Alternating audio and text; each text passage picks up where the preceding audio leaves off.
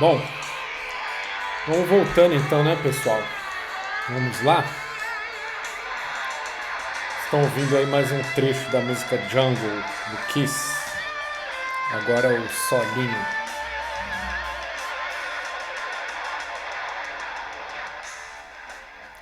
Bom, vamos lá, né?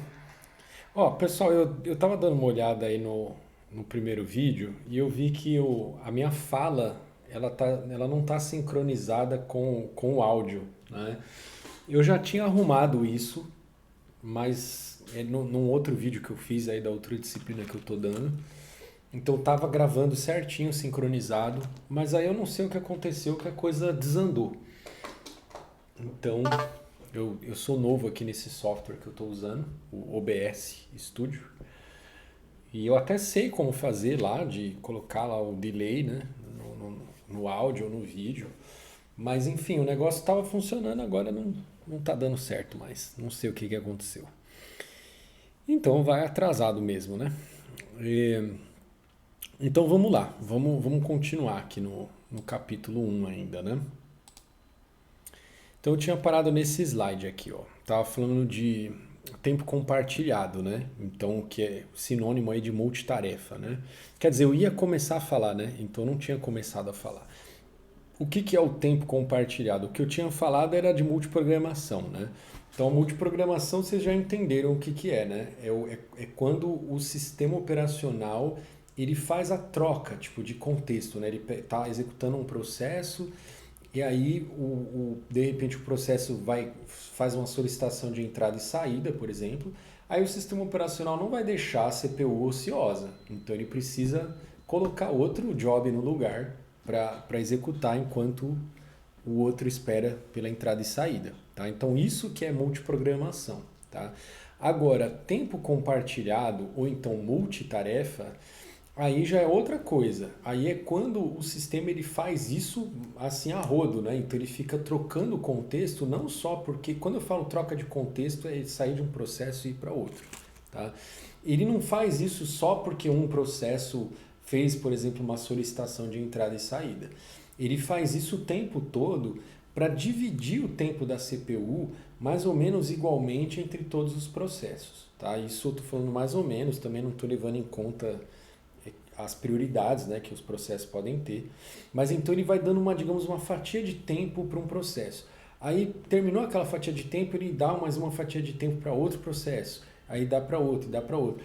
Com isso, ele consegue manter mais processos ao mesmo tempo, executando, mesmo tendo uma CPU só, dá uma ideia de que está executando tudo ao mesmo tempo, tá? Que é o que a gente vê aí nos nossos computadores, né? Tipo, você abre um programa aqui, outro ali, tá tudo executando ao mesmo tempo, e às vezes você pode ter uma CPU só, né?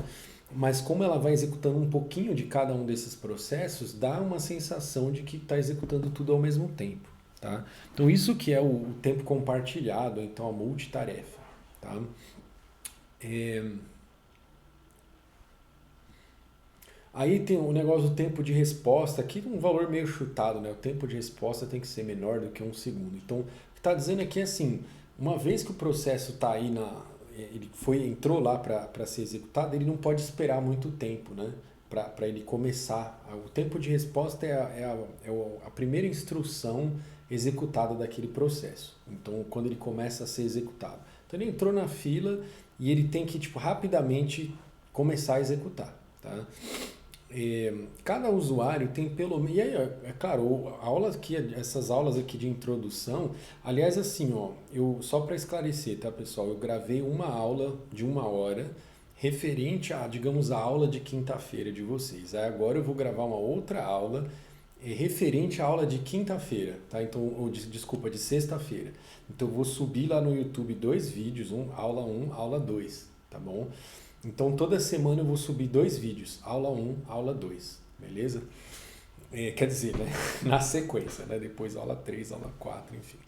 Mas sempre dois vídeos. Quando não for, às vezes pode ser que eu faça uma quebra um pouco diferente, aí eu aviso para vocês, tá bom? Então o que vocês podem esperar mais ou menos aí 2 horas de vídeo por semana, tá? Mais ou menos. É, cada usuário tem pelo menos um programa executando na memória, um processo, né? Isso se você assumir que você está num ambiente multiusuário, né? Se há vários jobs prontos para executar ao mesmo tempo, aí vai precisar de um escalonamento, tá? Que aí a gente vai estudar esses escalonadores de CPU aí, quais são as políticas que cada escalonador adota. Se os processos não couberem na memória, aí a gente faz swapping, né? Que é o swapping move de dentro para fora ou de fora para dentro, né? Que é assim, então, falando rapidamente aqui, é assim, o processo ele está na memória, ele precisa ser executado. Calma aí, deixa eu só ver o que escreveu aqui. Os processos que não couberem na memória, o swapping os move para dentro e para fora para execução. Não está falando meio... Então, vou voltar aqui o que eu estava falando. Então, assim, vamos supor que você está lá com 10 jobs sendo executados ao mesmo tempo. Só que, não cabe na memória, a memória somando, né, a memória de todos esses jobs, não cabe lá na tua memória RAM. Então, o que acontece? Aí a gente vai fazer o negócio que a gente chama de swapping, que é assim, eu preciso executar um processo. Aí ele não está na memória, eu vou ter que carregar ele na memória. Aí, só que a minha memória não tem mais espaço. Eu vou pegar a memória de um outro processo, vou jogar no disco. E aí vou carregar esse. Aí, só que assim, eu tô executando esses processos. Não é que tipo, eu tirei, eu não tô mais, assim, eu joguei, matei o outro processo. Não é isso, ele ainda está executando. Só que ele não está na CPU agora, mas ele está na fila ali, né, de espera pela CPU. Mas o status dele ele está em espera pela CPU, então ele está ativo, né? Aí, então, de repente, eu pego um desses aí que estavam na memória e, apesar dele estar ativo, eu copio os dados dele no disco para ter espaço vago na memória para eu colocar outro. E aí, o swapping ele vai tendo que gerenciar isso. Em qual momento que ele fala, isso aqui eu vou jogar no disco, isso aqui eu vou trazer do disco para a memória RAM. A gente vai estudar isso aí ao longo da disciplina. Memória virtual permite a execução de processos não completamente na memória. Tá? Então aí dessa coisa do swapping acaba surgindo esse conceito de memória virtual. Tá? Depois, quando a gente for estudar gerenciamento de memória, a gente vai ver que a memória também ela não é assim, isso aqui é a memória desse processo. Tipo, o processo ele pode ter, o que ele usa de memória pode estar quebrado em vários pedacinhos. Aí ele tem um pedaço dele que está na memória RAM, um pedaço que está no disco, né?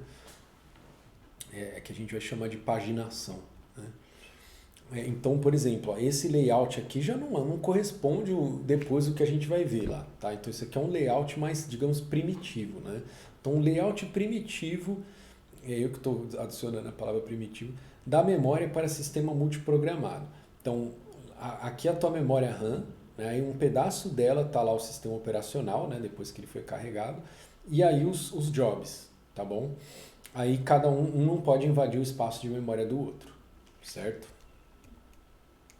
Aqui depois a gente também vai ver o DOS, por exemplo, que um recurso que ele usa lá é jogar, às vezes usar algum espaço que era dele, né, do próprio sistema operacional, ele deixa o job ocupar, porque tipo, era numa época que o hardware era tão limitado que aí ele permitia, né, um pedaço dele mesmo ser, digamos, apagado, né? Porque aí o job usava, só que aí depois que o job terminava, ele restaurava aquele pedaço dele, né? Dele mesmo. Operações do sistema operacional. Interrupção controlada pelo hardware, né? Então tem o dispositivo de hardware, depois a gente vai estudar isso também, que é responsável por esse negócio da interrupção. Erro ou solicitação do software cria uma exceção ou trap. Né? Então, por exemplo, divisão por zero, né, vai gerar um erro. Solicitação de serviço do sistema operacional gera uma trap. Tá? Então, são coisas diferentes. Né? Você vai falar assim, houve uma requisição, ou então houve um erro. São tipos de, digamos, interrupções diferentes. Aí. Outros problemas de processo incluem loop infinito, processos modificando uns aos outros, ou então um processo modificando o SO. Então, tipo, é claro que o sistema operacional não pode permitir que um processo modifique o outro, a não ser que eles tenham memória compartilhada. Então, aí, né, aí é uma situação em que um pode mudar a memória do outro. Ou então eles têm um espaço, a gente vai estudar isso lá, né? Como fazer isso, como os processos podem compartilhar a memória. Mas, então, assumindo que eles não estão compartilhando memória, então um não pode mexer no espaço de memória do outro, e muito menos algum processo querer invadir o espaço de memória do sistema operacional. Agora, um outro tipo de problema que pode acontecer, o programa pode entrar num loop infinito. Isso, assim, às vezes isso não quer dizer que é um problema, tá? Porque, tipo, tem programa que ele é para ficar rodando mesmo, né? Eu falo, tem um programa lá que ele fica escutando uma porta lá para ver se chegou uma mensagem lá na rede. Se chegou, ele trata tal, e ele fica eternamente rodando. Tem vários programas que ficam lá, eternamente rodando, né? Aqui acho que talvez a gente pode pensar em loop infinito numa situação de erro, né? Tipo, uma situação que você não queria que o teu programa ficasse em loop infinito, mas por algum erro lá ele entrou em loop infinito. E aí o que o sistema operacional faz, né? Porque o problema aqui assim, são os recursos que o teu processo pega, né? Então, tipo, e se o seu sistema der um lock num arquivo lá? E entrar em loop infinito. Aí nunca mais ninguém consegue abrir aquele arquivo, vai ter que rebootar o sistema operacional. Ou o sistema operacional pode dar um tempo limite para você ficar com determinados recursos. Aí chegou, passou lá do limite, o sistema operacional fala, e aí, você vai me devolver o recurso ou eu vou ter que tomar, né? Aí ele, né, pode derrubar o teu processo. Vai falar, não me devolveu os recursos, vou derrubar o processo. Operação em modo dual permite que o sistema operacional proteja a si mesmo e a outros componentes do sistema. Esse negócio do modo dual é assim, tem o modo usuário e modo kernel, tá? E aí tem esse bit de modo que é fornecido pelo hardware, tá? Então, um dispositivo de hardware. E aí ele fica, tipo, ele tem esse controle. Então, tô no modo usuário ou tô no modo kernel? Controlado pelo hardware. Aí, quando eu estou no modo kernel, eu tenho eu tenho mais liberdade, porque o kernel ele pode fazer o que ele quiser. No modo usuário, não. No modo usuário tem coisa que ele não consegue fazer. Então ele fala, eu quero acessar, por isso até que tem esse negócio de chamada de sistema. Então, tipo, o teu processo, ele quer salvar um arquivo, por exemplo. Só que o teu processo não vai conseguir interagir com o driver lá do dispositivo, porque isso só pode ser feito em modo kernel, entendeu? Então, tipo, se você tentar acessar, né, isso sim, se tentar tipo, você tem que ter um conhecimento aí bem de baixo nível para você saber como pelo menos tentar fazer isso. Porque acho que o que a gente ensina para vocês aí na faculdade geralmente é programação em alto nível, né? Mas se você tiver um conhecimento de coisas de baixo nível e tal, e se quisesse, tipo, digamos, maliciosamente, acessar direto o controlador de disco sem passar pelo sistema operacional, você não ia conseguir.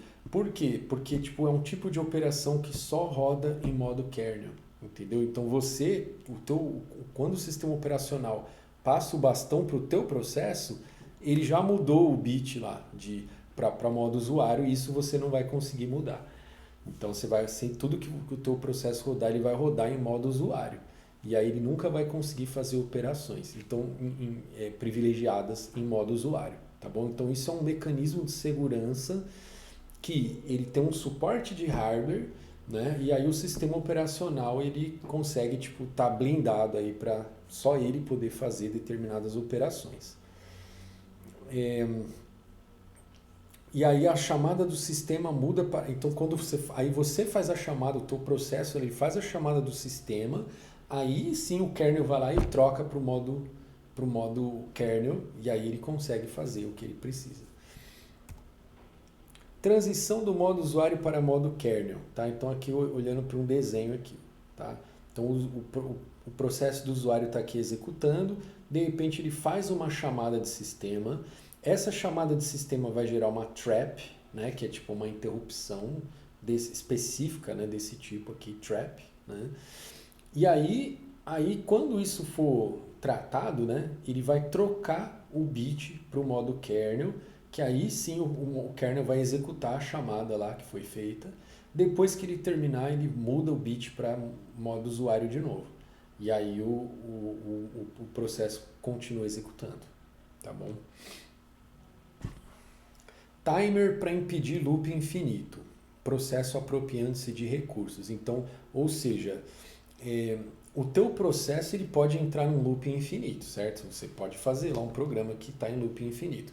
Só que esse loop infinito, olhando agora para o baixo nível, você não vai tipo, ficar só o teu processo lá na CPU.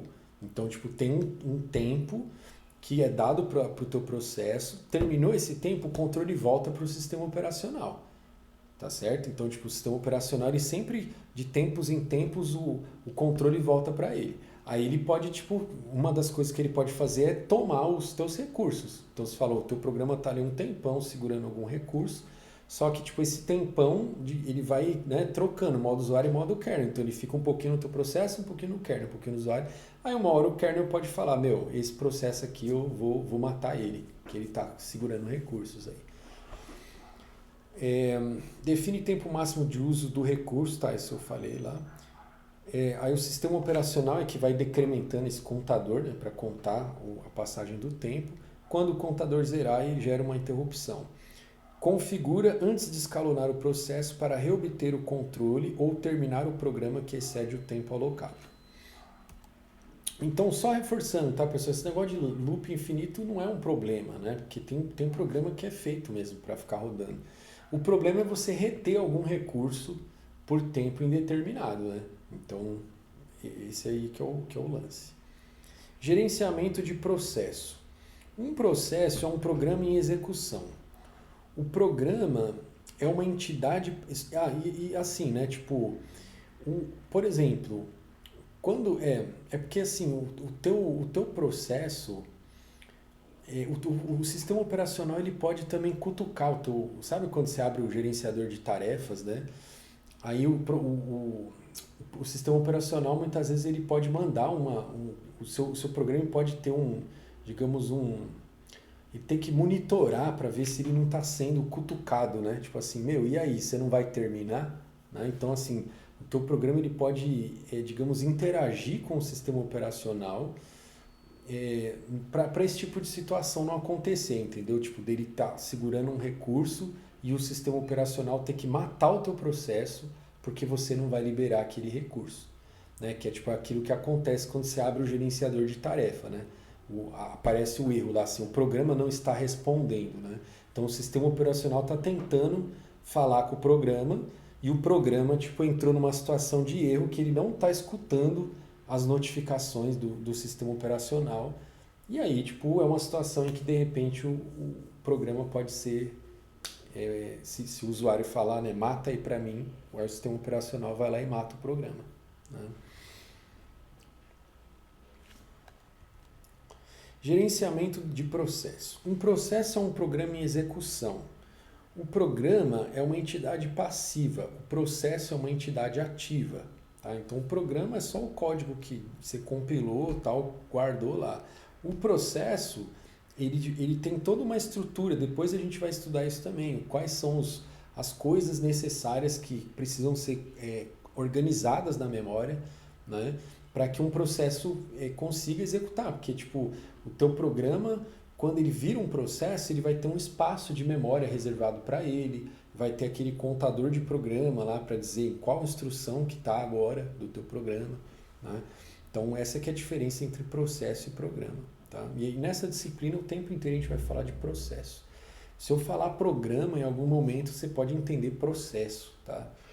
O processo precisa de recursos para realizar sua tarefa. Por exemplo, CPU, memória, entrada e saída, arquivos, que também é entrada e saída.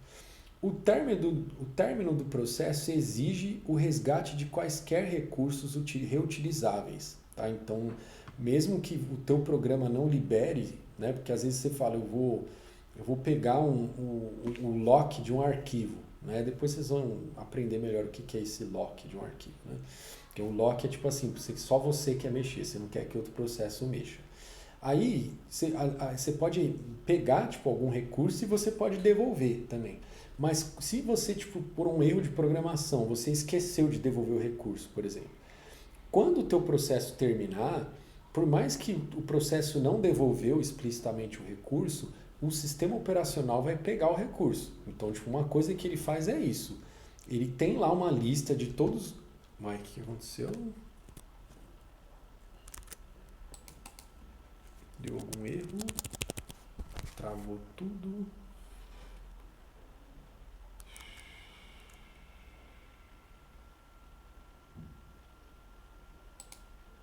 A gente falando em erro aqui, deu um erro.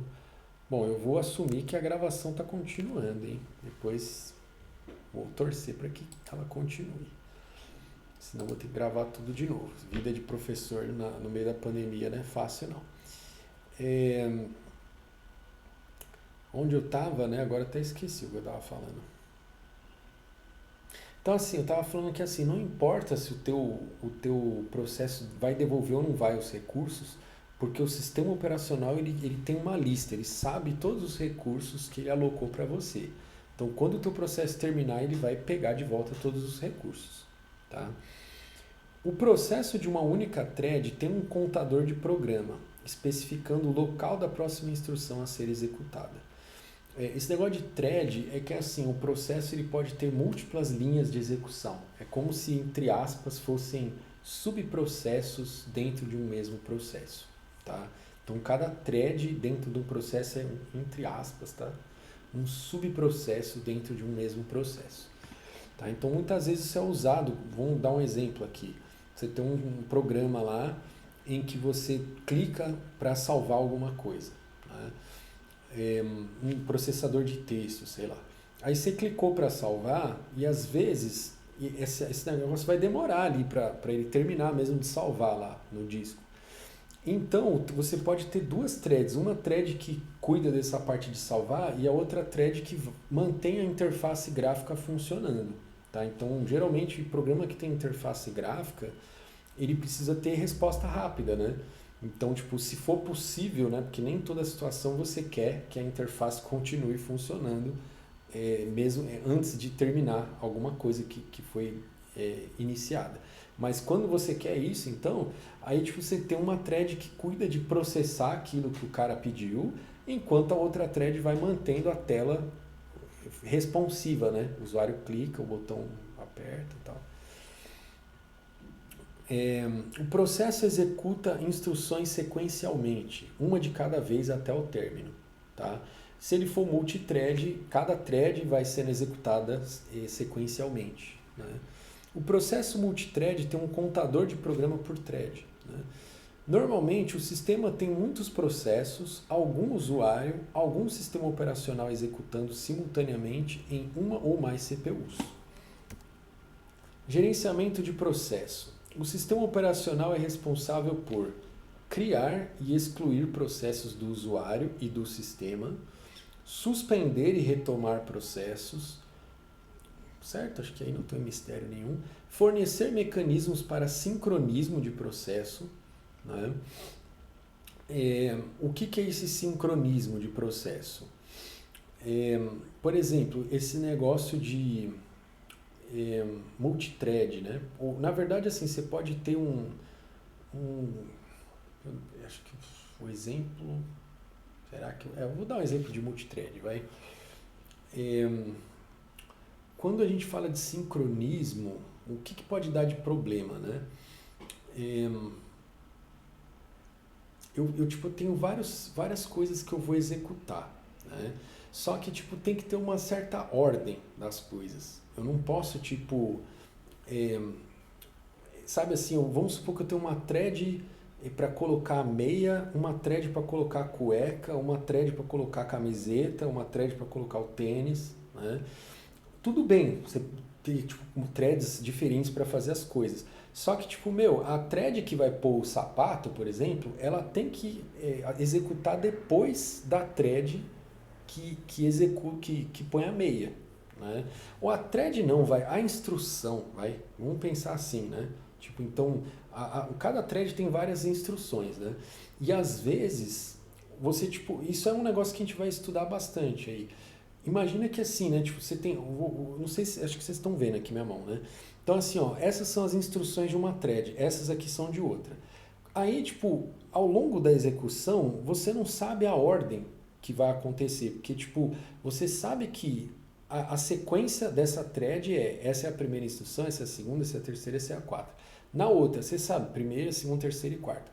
Só que, tipo, como isso aqui vai ser escalonado, então, tipo, você vai executar um pouco essa thread, um pouco essa, e você nunca sabe quando que vai trocar de uma para outra e da outra para uma, então pode acontecer que, tipo, meu, você executou uma vez, aí rodou essa instrução, depois veio para essa aqui, depois veio para essa, tipo, então ele executou a primeira instrução da thread A, depois a primeira da B, depois a segunda da A, depois a segunda e a terceira da B, e aí, tipo, cada vez que executar, isso aí vai ter uma ordem diferente.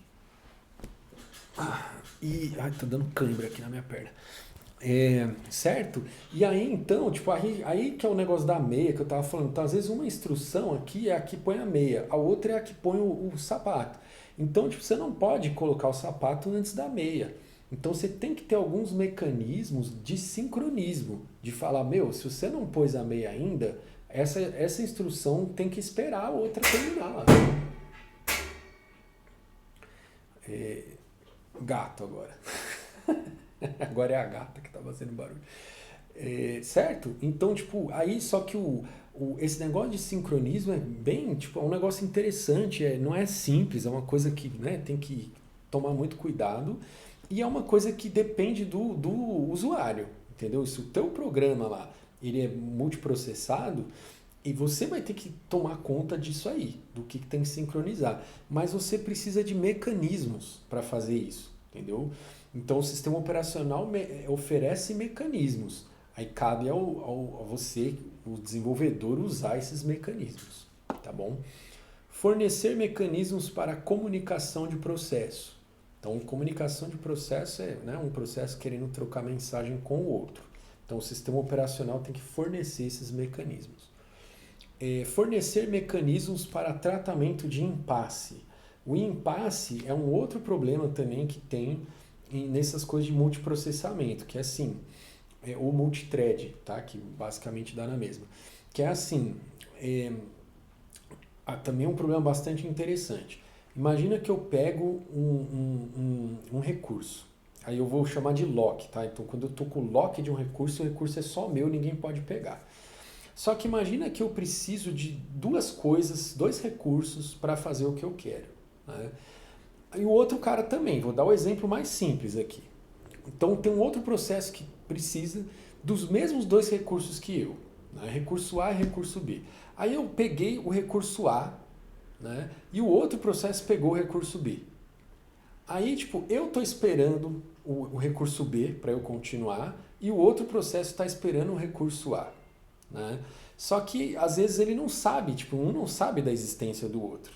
Ele não sabe, tipo, que isso é um impasse, entendeu? Do tipo, meu, vocês nunca vão sair do lugar, entendeu? Você está esperando por um recurso e o outro cara está esperando pelo recurso estar com você, né? O cara que está com o recurso que você está esperando você soltar o recurso. Então, tipo, e você não solta o recurso porque você está esperando o recurso que está na mão dele para você fazer o que você quer e soltar o recurso. Os recursos, né, que você tem. Então, tipo, aí fica tudo travado, entendeu? Depois a gente vai estudar isso aí, que a gente chama de deadlock. Né? Então, o sistema operacional tem que oferecer mecanismos para tratar esse tipo de situação, certo? Gerenciamento de memória. Dados de vários processos ficam na memória ao mesmo tempo, sem que haja corrupção de dados. Né? Então, aí vocês vão ver lá que a memória ela fica toda cheia de coisa, né? O negócio da paginação que a gente vai estudar. Então, os dados de um processo lá, eles vão ficar espalhados pela memória, né? De todos os processos. E aí uma bagunça lá, só que é uma bagunça organizada. Um processo não pode interferir nas páginas de outros. Né? As instruções precisam ser carregadas da memória para poderem ser executadas. O gerenciamento de memória determina o que está na memória e como a memória é organizada, visando a otimização do uso da CPU e também da memória. Né? Tá? Então a gente vai estudar esse capítulo aí de gerenciamento de memória e tal, vai ver jeitos diferentes de fazer. Atividades, e também assim, né? Essa coisa do o desempenho, né? Acho que o que a gente quer, tipo, no fundo, é ter bom desempenho. né?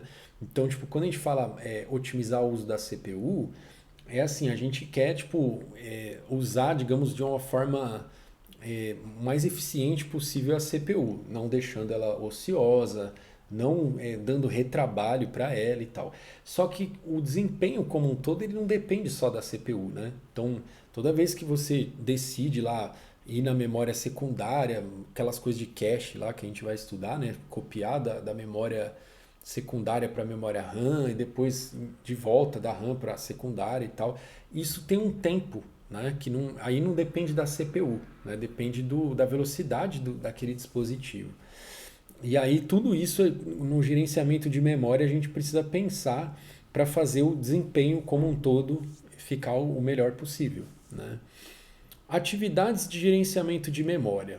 Acompanhar quais partes da memória estão sendo usadas atualmente e por quem. Tá? Então ele tem que saber se a memória está livre? Não. Sim. Ah, não está livre, está sendo executada, tá sendo usada por qual processo, então? Né? Decidir quais processos ou parte deles e dados mover para dentro e fora da memória. Foi o que eu acabei de falar lá. Alocar e desalocar espaço de memória conforme a necessidade. Então, um processo, ele pode, tipo, no começo, o sistema operacional vai lá dar 1 mega para ele. Aí ele vê que está tipo, ocupando muita memória, agora eu vou dar 10 mega. Aí vai aumentar, uma hora ele pode diminuir. Né? Gerenciamento de armazenamento. O sistema operacional oferece visão uniforme e lógica do armazenamento. Abstrai propriedades físicas para a unidade lógica de armazenamento. Arquivo, né? Então, tipo, quando o teu programa, por exemplo, vocês já devem ter feito programa que abre arquivo, salva em arquivo, né? No teu programa você nunca vai falar mexe o braço lá da HD, né? Vocês sabem que a HD tem um braçozinho lá, né? Sabe, pega da trilha tal, joga lá não sei aonde. Então você nunca vai estar pensando em como é o dispositivo físico, tá?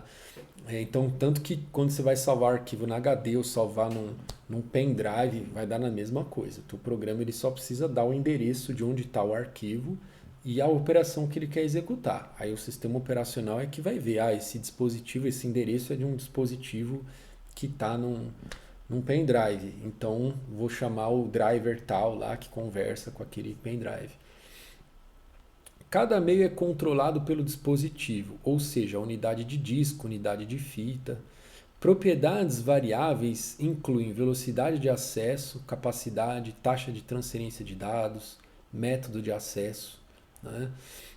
A sequencial ou aleatório. Então, por exemplo, a fita ela é sequencial, né? Você tem que se você está no lugar da fita magnética e você quer ir para um outro endereço, você vai ter que girar a fita até chegar no outro endereço. Agora, na memória RAM já não é assim. Na memória RAM você faz acesso aleatório. E o disco rígido também, né? Ele tem o braçozinho lá. O braço, você não precisa tipo ir girando no disco até o endereço que você quer. O braço ele se movimenta. Então você consegue fazer acesso aleatório, né? Gerenciamento do sistema de arquivos. Arquivos normalmente organizados em diretórios. Então isso aqui também é tarefa do sistema operacional, tá? Definir qual é o formato que ele vai usar, né? E aí como que ele vai organizar lá os diretórios, né? Aquele negócio de controle de acesso, né? Então qual usuário que pode acessar determinada pasta ou determinado arquivo, né? Aí as atividades do SO incluem criar e excluir arquivos e diretórios, rotinas para manipular arquivos e diretórios, mapear arquivos no armazenamento secundário, arquivos de backup em meio de armazenamento estável, né? Então o sistema operacional, tudo isso aí é responsabilidade dele também, fazer backup, né? Normalmente, discos usados para armazenar dados que não cabem na memória principal ou dados que precisam ser mantidos por um longo período de tempo. Então, eu não li aqui o título, né? O gerenciamento de armazenamento em massa.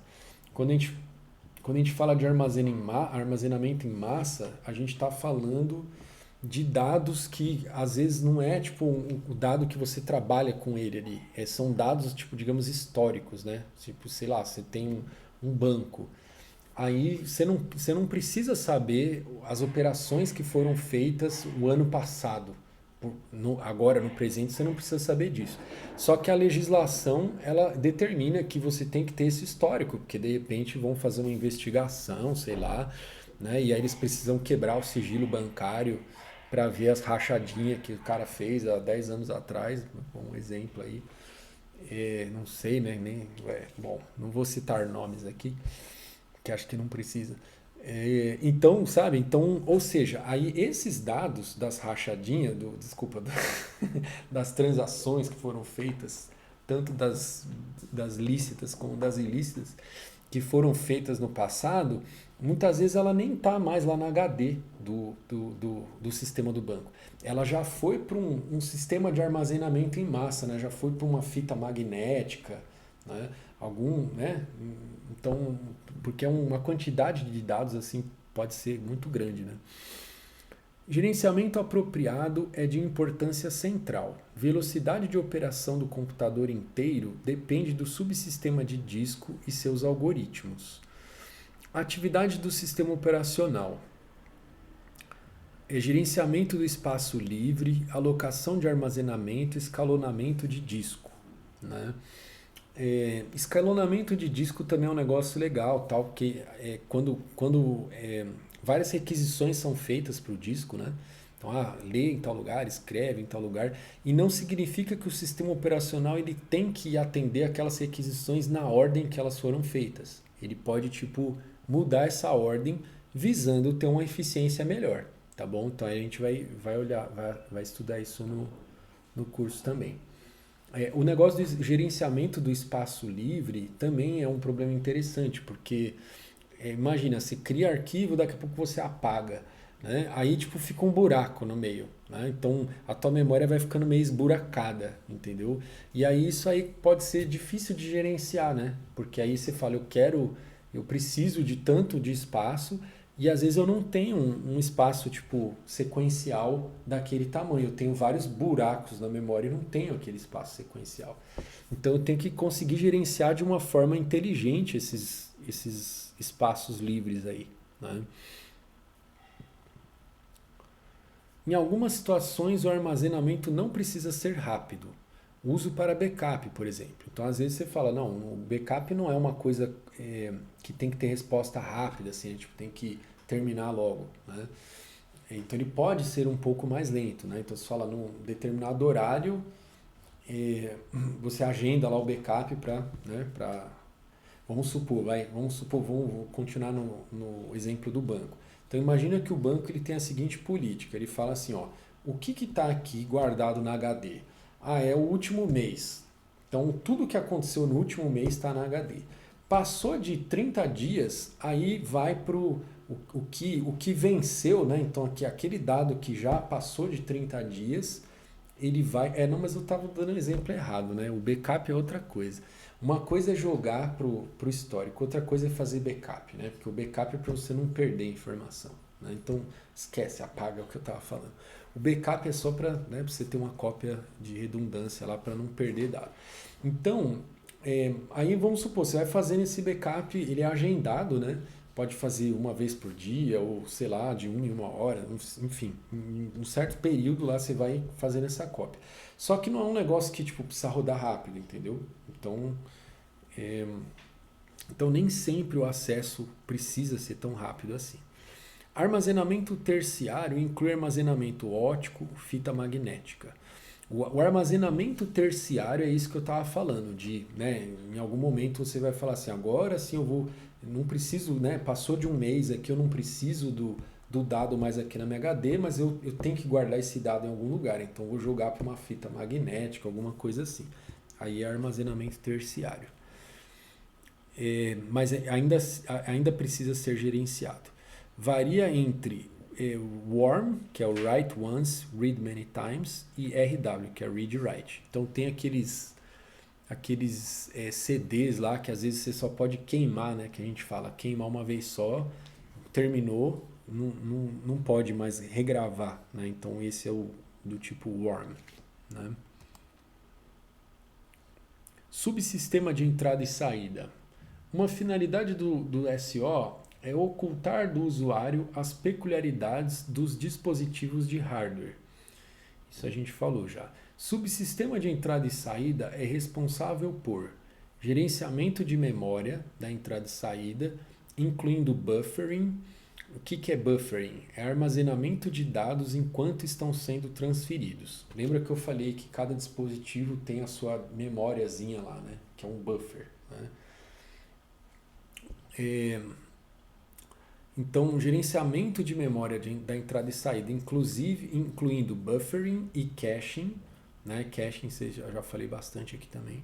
Então, tudo isso aqui tem que ser gerenciado, né? Interface geral do driver de dispositivo. Então, tipo, quando você fala assim, vou instalar um driver na minha máquina, né? Para você instalar o driver, quem vai conversar com esse driver? O teu sistema operacional. Né? Então ele tem uma interface para conversar com o driver. Né? Tanto que tipo, você vai ter um driver específico para cada sistema operacional. Né? Você fala, esse driver aqui é para Linux, esse outro driver é para Windows. Né? Aí o driver ele vai respeitar, vai seguir a especificação da interface lá do teu sistema operacional. Drivers para dispositivo de hardware específicos. Né? Então tudo isso tem a ver com o subsistema de entrada e saída, tá? Então você pode ter lá, o teu próprio sistema operacional, ele pode ter já, na verdade ele sempre vem com drivers já, né? Com alguns drivers para dispositivos específicos. Proteção e segurança também é um capítulo bem interessante. São 2 capítulos, se eu não me engano. Acho que um capítulo é de proteção, o outro é de segurança. A proteção, o que é? É qualquer mecanismo para controlar o acesso de processos ou usuários aos recursos gerenciados pelo sistema operacional. Tá? Então, por exemplo, essa coisa de permissão de acesso. Né? Então, isso é um mecanismo de proteção. Né? Para que, né, eventualmente, o cara não entre, tipo, sem querer apague um arquivo também, né? Tipo, sem querer você clica lá, formatar a máquina. E aí a máquina, né, ela tem que ter um mecanismo de proteção. Ela fala, você tem certeza que você quer formatar? Digita a tua senha aqui, entendeu? Não é um negócio que eu esbarro numa tecla e de repente eu formatei minha máquina, né? Então tem que ter um mecanismo de proteção. Agora, um mecanismo de segurança, aí ele já está pensando em defesa contra ataques, né? Tipo, a intenção mesmo de destruir o sistema. Pode ser um ataque interno ou externo, tá? Um usuário que está pela rede lá tentando fazer ataque. Então, ou seja, essa é a distinção, tá? Proteção geralmente é uma falha às vezes involuntária, né? O cara sem querer esbarrou numa tecla ali e apagou tipo tudo, tal. Aí você tem que ter mecanismos para evitar situações aí desagradáveis. Agora a segurança já está pensando em evitar ataques maliciosos, intencionais. Né? Por exemplo, né, é uma grande variedade, né, que existe desse tipo de ataque, incluindo negação de serviço, vírus, roubo de identidade, roubo de serviço. Então a gente vai estudar aí quais são alguns tipos, né, alguns desses tipos de ataques aí e também como evitar. Os sistemas geralmente distinguem entre usuários para determinar quem pode fazer o quê. Né? Então, para você entrar no sistema, você tem que digitar uma senha ou botar tua digital, ou vai fazer o reconhecimento facial, sei lá, algum jeito para o sistema saber que é você que está lá, ele identifica você. Né? Aí o ID do usuário é associado a arquivos e processos, né, desse usuário para determinar controle de acesso. Então eu falo, para executar tal processo tem que ter tal privilégio lá. Então se você não tem, você não consegue executar. Né? Ou então para acessar algum diretório, algum arquivo.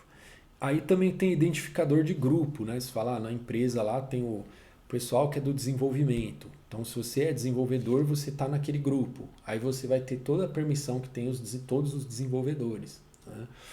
Aí fica fácil para o administrador de rede gerenciar, né? Que aí ele fala, eu quero definir uma política lá de acesso, quais são as permissões tal que esse grupo tem. Ele não precisa fazer isso por usuário, né? Ele faz por grupo e depois ele vai adicionando os usuários nos grupos. Né? Escalada de privilégios permite que o usuário mude para ID efetivo com mais direitos. Então o usuário ele pode estar em vários grupos diferentes, aí ele está tipo como de um grupo, aí ele pode mudar, falar, não, eu vou para esse outro grupo aqui, que aí eu vou ganhar mais privilégio, né? Então pode acontecer também, se ele tiver permissão para isso, né? Ambientes de computação. Computador tradicional. Então tem ambiente de escritório ou então redes domésticas, né? Então ambiente de escritório. Os antigos eram PCs conectados a uma rede, terminais conectados a um mainframe ou microcomputadores oferecendo batch e tempo compartilhado.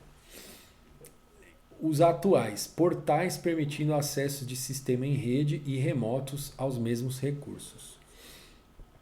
Redes domésticas era um sistema único, depois modems. Agora com firewall em rede.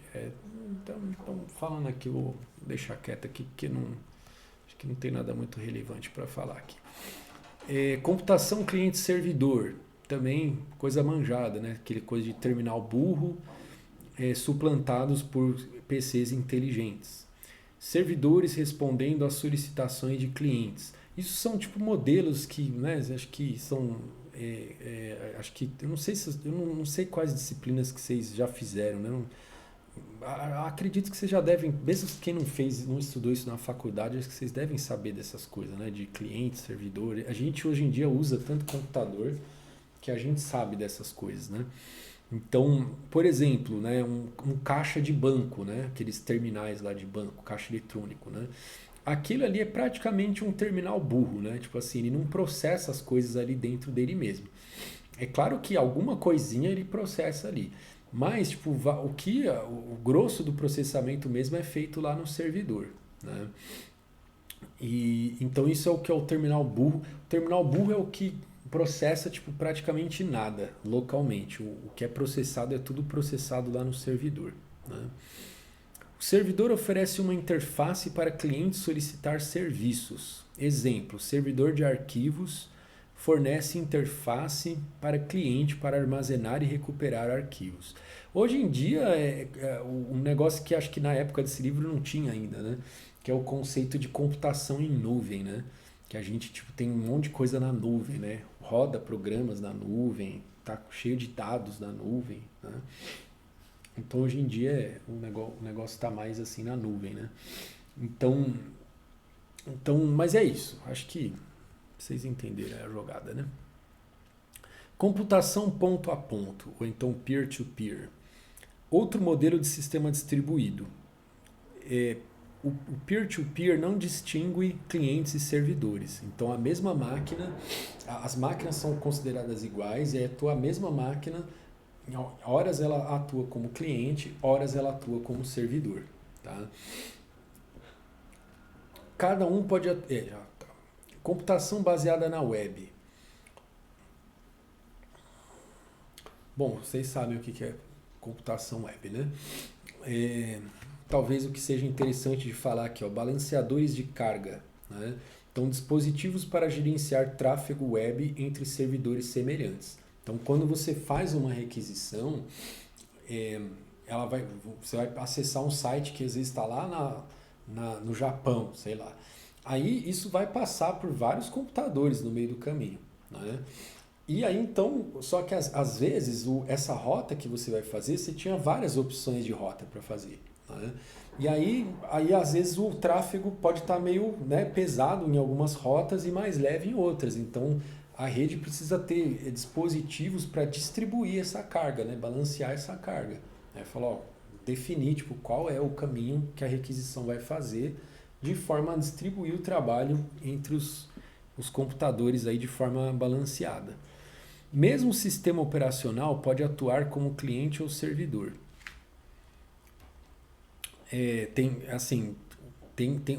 O teu sistema operacional, se ele tiver essa habilidade, né? Porque tem, sei lá, aqueles Windows. Faz tempo que eu não uso Windows, mas eu lembro que há muitos anos atrás, quando eu usava, eu lembrava que tinha esse negócio de Windows Home e Windows Server, né?